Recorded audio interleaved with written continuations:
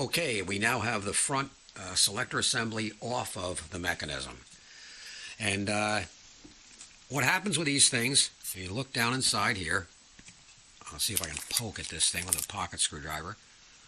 Down here, there is your credit coil.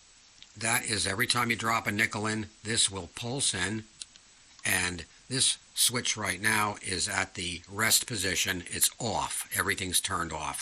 When this thing establishes a credit, it pulls in this metal bar, okay, and now you've gotten one credit.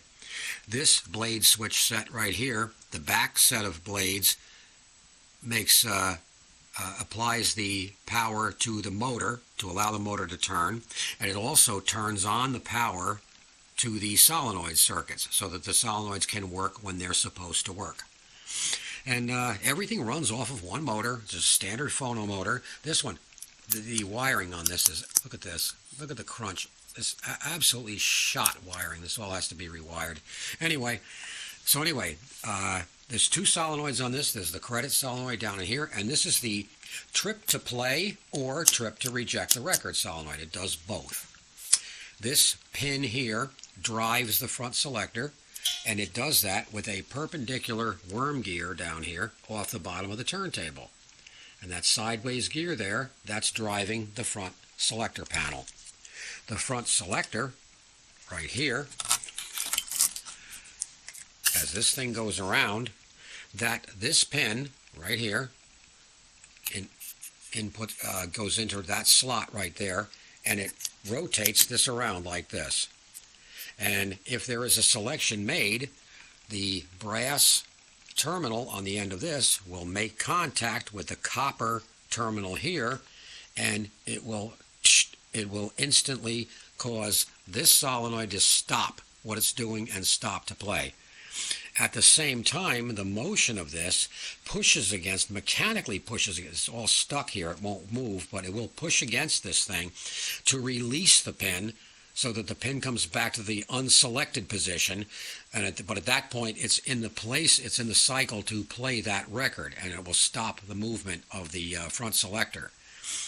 And that's it. I mean, they're all in series like Christmas lights. You'll notice there's just one wire going between each set of switches.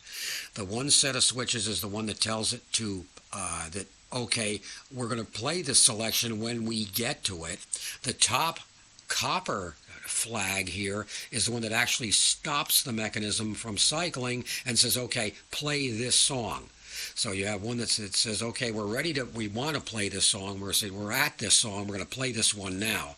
And as it's going around, once it gets finished with number 12, and even if number 12 hasn't played, when this gets to that position, it knows to restack the records again. And it gets to the restacking position. There's a blue disc in here, and it's numbered 1 through 12 or restacking.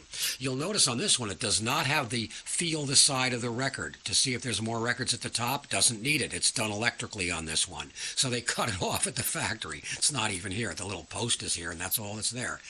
But anyway, it knows after it's played the 12th record by this indexing disc here, when it drops to the 12th record, it knows, okay, I'm at the 12th record, so the next time this goes through a cycle, I have to lift up all my records over again and start over again, counting down by wherever this thing hits. So it's relatively simple, as typical with any antique electrical stuff, electromechanical stuff. There's a lot of stuff that today this would be done, with something, an IC that fits on the head of a pin. But the electromechanical stuff, at least you can see what's going on. It may look frightening, but that's the way it is. So anyway, this has to be all cleaned out, taken apart, cleaned up, lubricated, and then the mechanism itself has to be taken apart, drive wheel replaced, and all that lubricated, switches cleaned, and so forth. And we'll get back to that later.